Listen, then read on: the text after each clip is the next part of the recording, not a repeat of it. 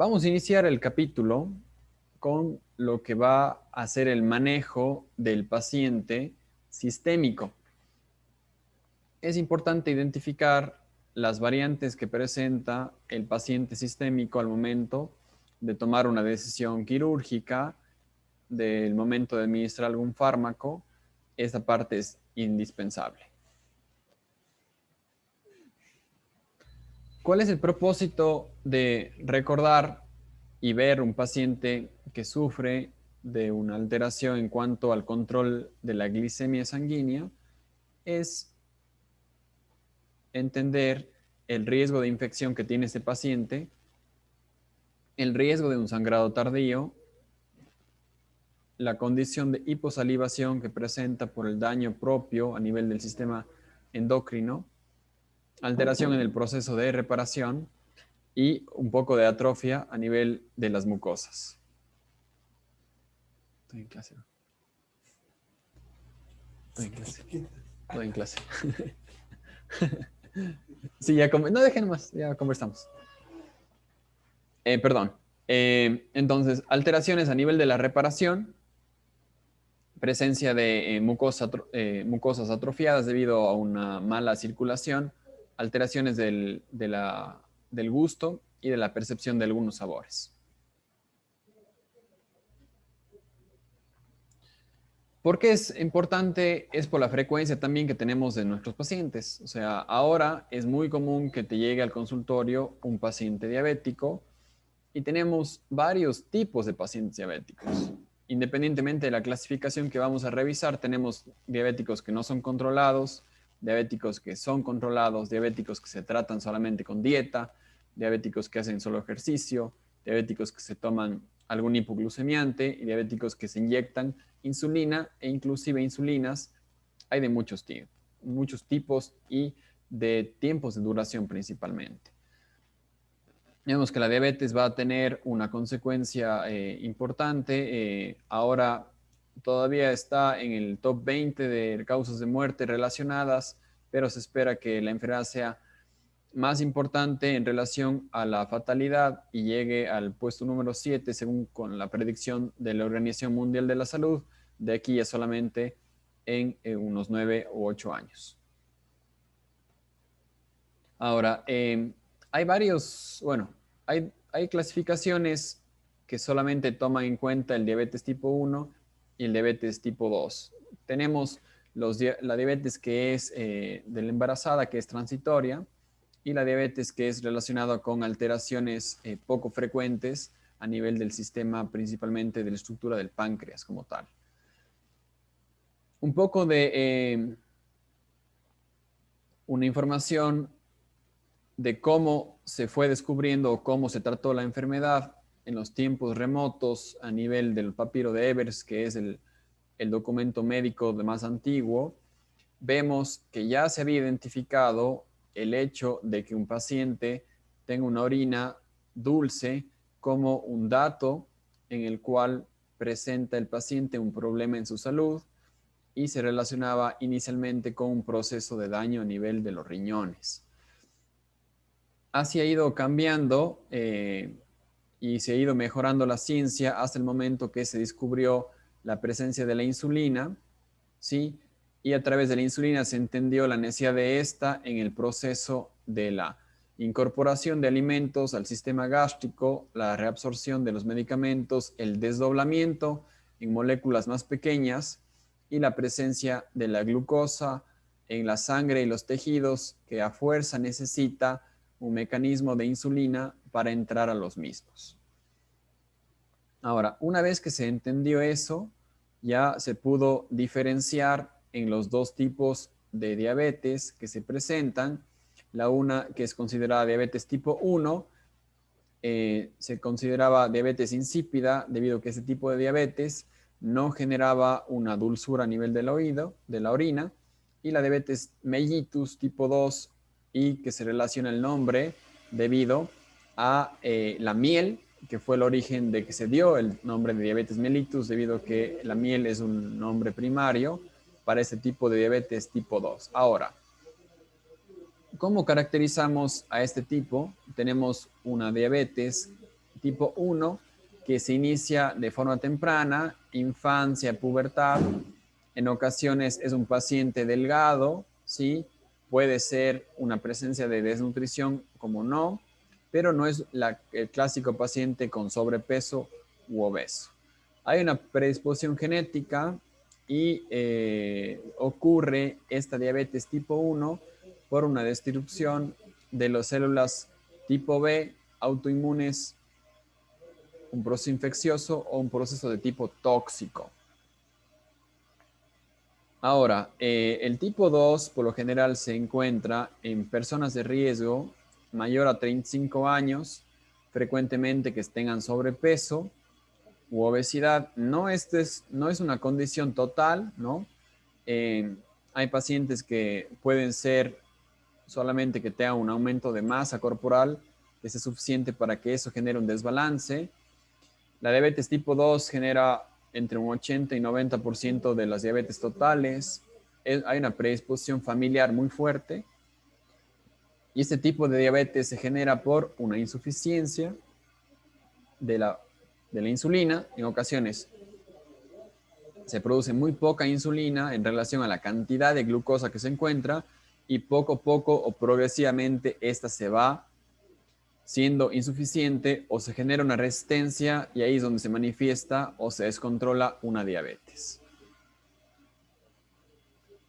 Los tipos de diabetes clásica, diabetes tipo 1, diabetes tipo 2, diabetes gestacional que ocurre muchas veces en el segundo o tercer trimestre del embarazo y muchas veces transitoria y termina o concluye luego que la madre haya dado a luz y haya pasado los efectos hormonales del embarazo, ¿no?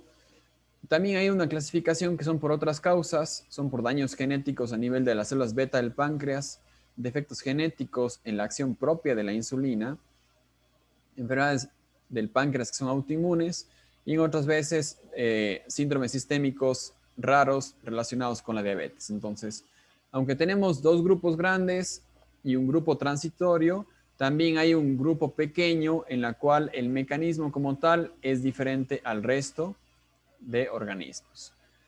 ¿Qué es lo que ocurre? El órgano principal en estas alteraciones es el páncreas, que nos va a generar la producción mediante sus células beta, y 60% de esa producción va a ser la formación de insulina y amila, y va a permitir, como habíamos mencionado, la interfase de los tejidos hacia dentro de las células de la glucosa. Aquí vemos un poco de la fisiopatología de lo que ocurre cuando el paciente se encuentra en ayuno, no tiene una ingesta de alimentos, normalmente maneja niveles cercanos a 100 miligramos sobre decilitro de glucosa. A medida que uno se alimenta, estimula al páncreas a producir insulina. Hay un aumento de la insulina a nivel de la circulación y la disponibilidad de los tejidos intersticiales y esa insulina permite la entrada de la glucosa a las células. Las únicas células que realmente no necesitan esto para que ingrese son las células del sistema nervioso central, que tienen una manera diferente de que ingrese esa energía dentro de la célula. Las demás necesitan de la insulina para funcionar correctamente. Ahora, observamos aquí este corte microscópico donde vemos un islote pancreático normal a nivel del gráfico número A. A nivel del gráfico número B, observamos ya un daño en el cual el páncreas no puede controlar o no puede hacerse cargo de la cantidad de glucosa que tiene el organismo y genera poco a poco un tipo de degeneración que ocurre en un daño a nivel pancreático. Ese daño va a generar que ya de por sí que teníamos una deficiencia, esta deficiencia aumente por un daño a nivel de las células beta del páncreas. Ahora, tenemos que recordar que también puede generarse en el paciente una resistencia de la insulina debido a moléculas que compiten con ella, ¿no? Compiten con la entrada de la glucosa y compiten también con la producción de la energía, en este caso son los ácidos grasos. La terapia o la razón por la cual un paciente se inyecta insulina es con el objetivo de tener cubierta las necesidades basales. ¿Qué significa? Tener una producción constante durante el día, durante 24 horas, que permita que los niveles de glucosa se mantengan en niveles aceptables. Eso genera una mínima fluctuación de la glucosa de sangre y evita que un exceso de glucosa luego se transforme en cristales que dañen la terminación periférica de los capilares. Y obviamente, bajar el riesgo que un paciente curse por una hipo o hiperglicemia.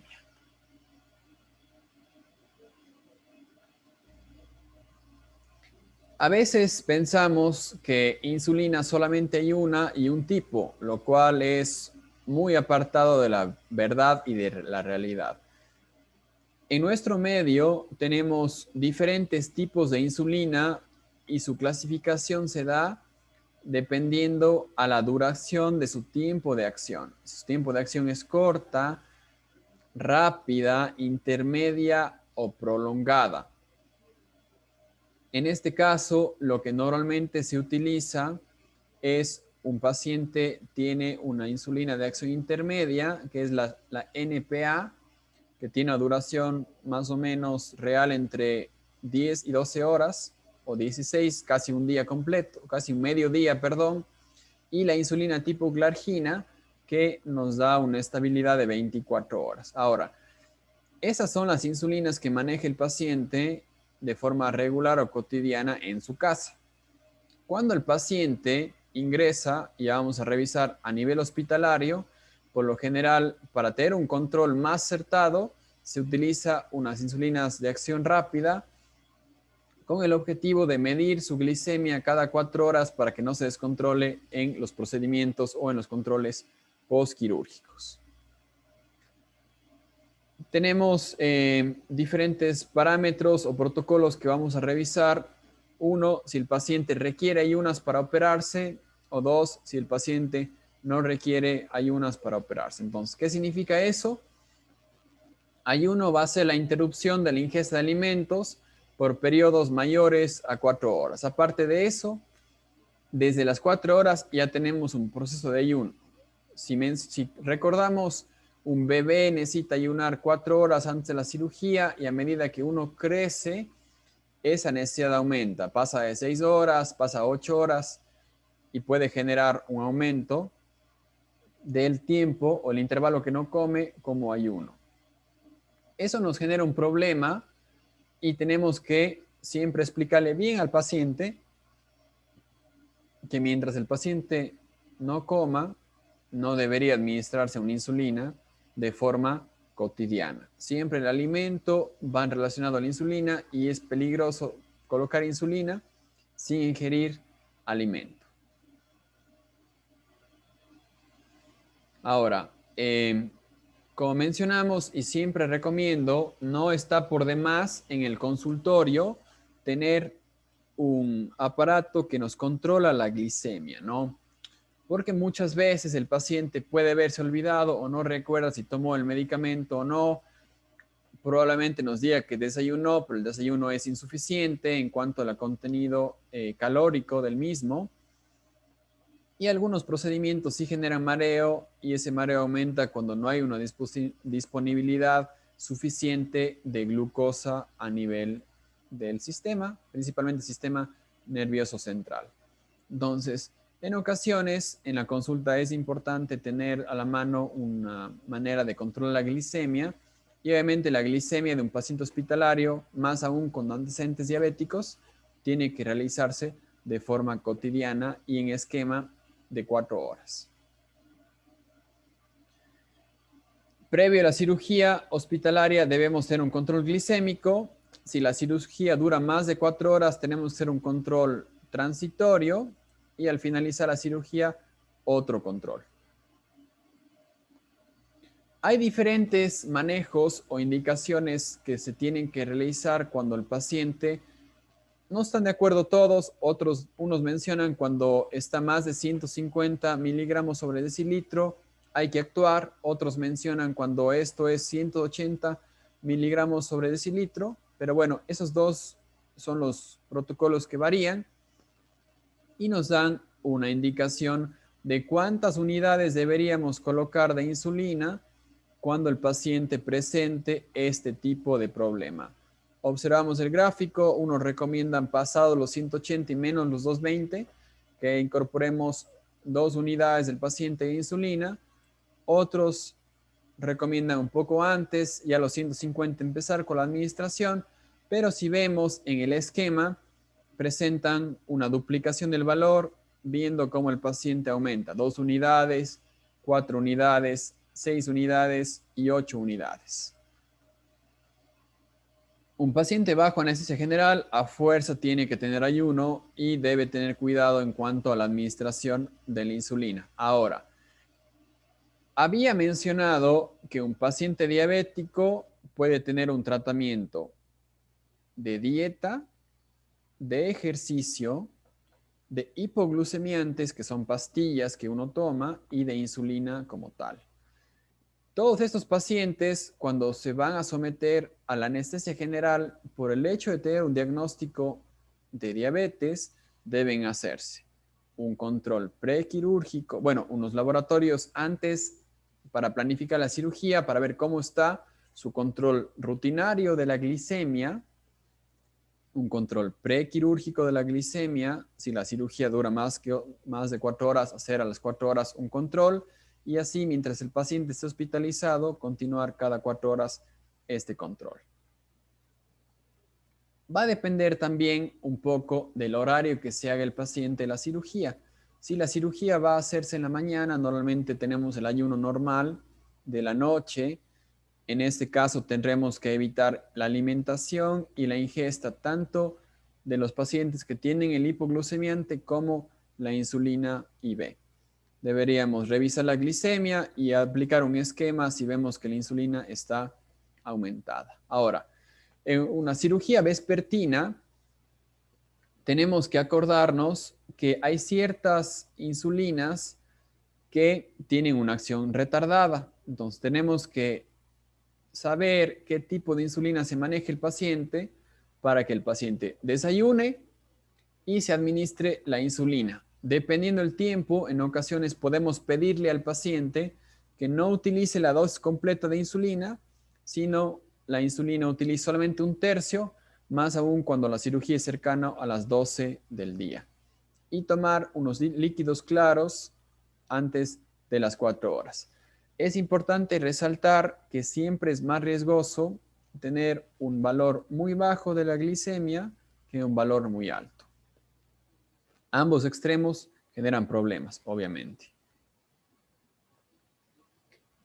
Entonces, en ocasiones el paciente justamente con dieta hipoglucemiante, o sea que no necesita insulina, puede requerir que en el caso de operarse, como no va a tomar ni hacer dieta, necesite una dosis prequirúrgica. Si sale alto antes de la cirugía. Es importante controlar y es la razón por la cual se hace el pinchazo de un paciente antes de operarse. Pero también puede haber lo contrario, ¿no?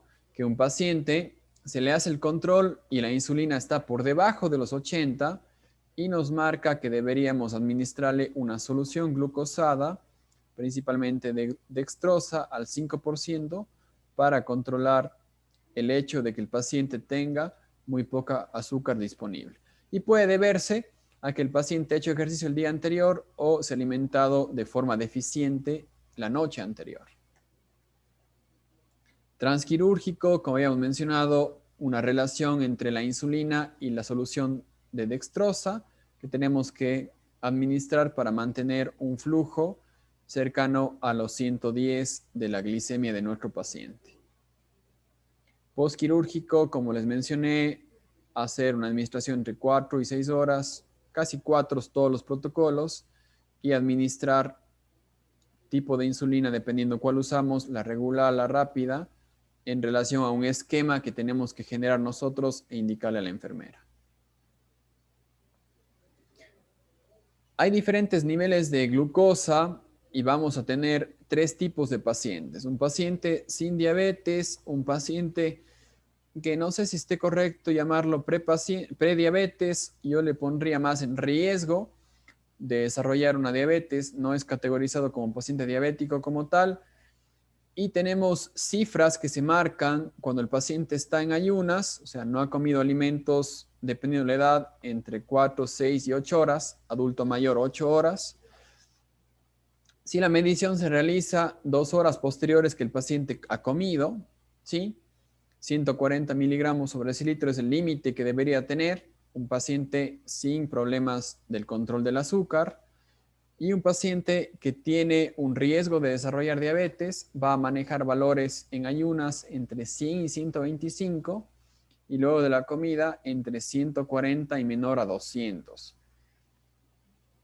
Y un paciente con diabetes va a manejar valores 126 miligramos sobre decilitro y luego de la comida va a manejar valores superiores a los 200 miligramos sobre decilitro.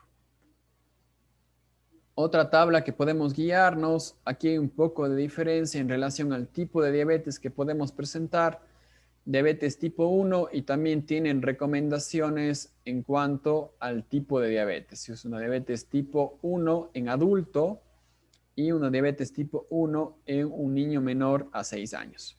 Vemos que los valores cambian dependiendo de la edad y el niño diabético menor a 6 años tiene valores más altos que son frecuentemente considerados como regulares, ¿no?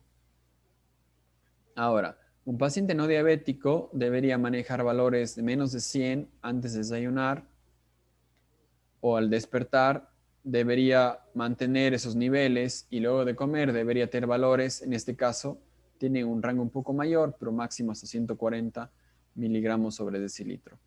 Es una tabla que nos puede orientar y nos puede guiar para valorar nuestro paciente. Ahora,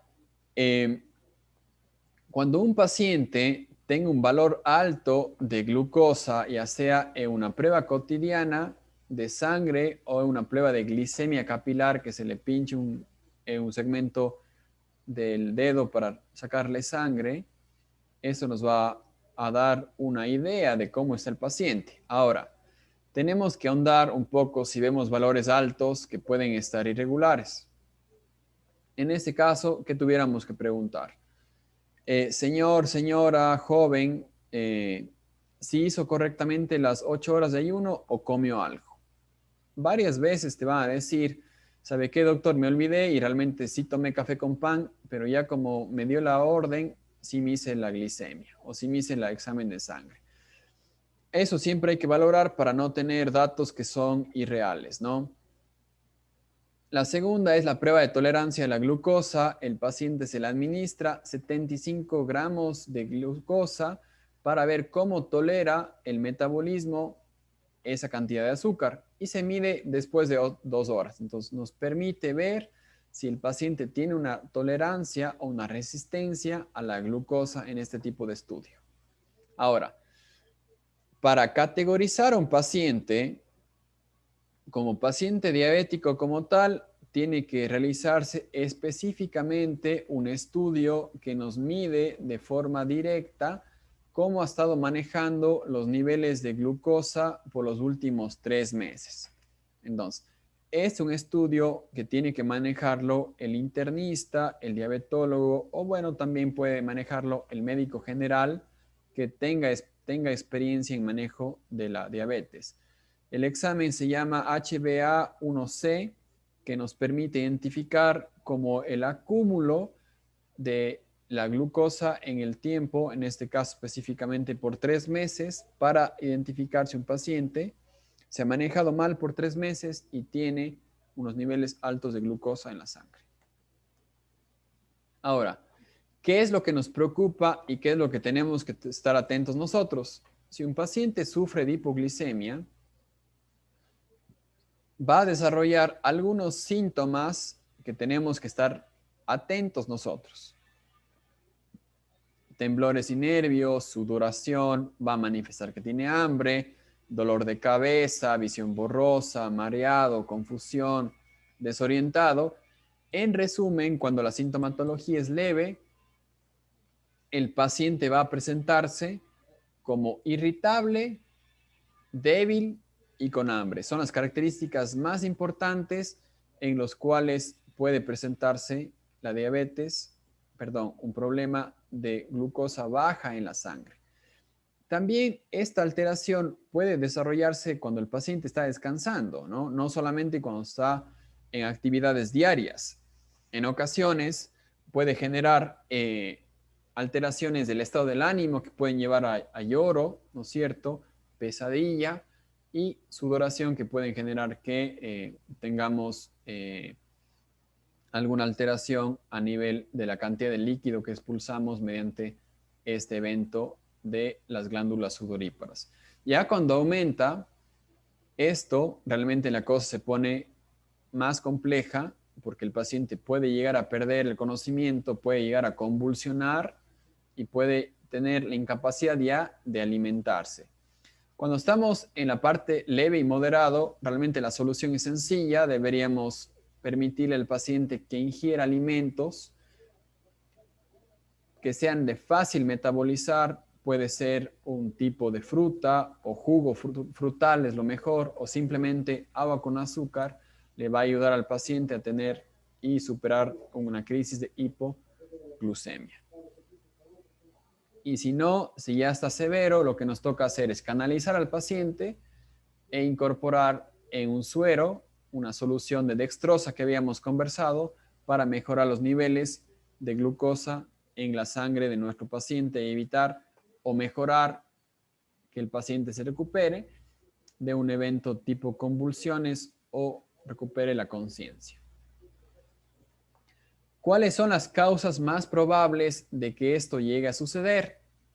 Normalmente, cuando el paciente que tiene un tratamiento de hipoglucemia, de hipoglucemiantes o insulina, se salta una comida, ¿sí? No come o la comida realmente es muy ineficiente en dar energía calórica al organismo. Cuando un paciente ha tenido una actividad excesiva física que no es normal a su rutina diaria, eso puede hacer que consuma mucha energía y no esté disponible esta y puede generar una crisis de hipoglucemia también. Tomar alcohol de forma excesiva, el alcohol hace difícil que el cuerpo pueda mantener un equilibrio de la glucosa en la sangre inestable y puede impedir también que uno pueda identificar algunos síntomas que habíamos referido, ¿no? Y obviamente cuando el paciente está con una enfermedad o está cursando una recuperación de una cirugía, tenemos que también estar atentos al consumo de alimento, sea normal o si no nos toca modificar la cantidad de glucosa que está tomando el paciente y a su vez el tipo de insulina que está administrándose, su frecuencia y también los niveles de la cantidad, perdón, y la dosis del hipoglucemiante para controlar esto mientras el paciente recupera su apetito o recupera su normal alimentación.